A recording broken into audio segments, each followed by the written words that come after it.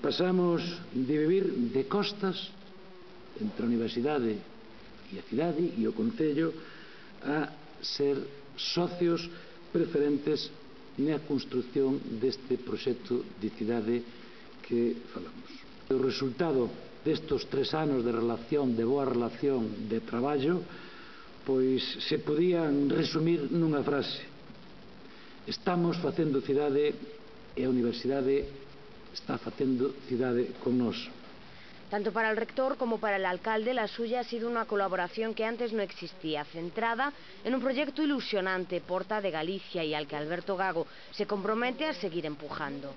O que fixemos foi convencer aos 2 equipos rectorais que están na liza electoral na Universidade de Vigo de que este é un proxecto da máxima importancia a protexer e a impulsar.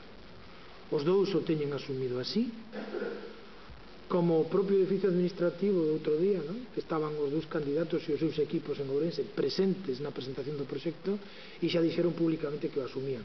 Ese foi un paso moi importante e entonces a continuación ahora só falta insistir, como sempre, ¿no? E insistir.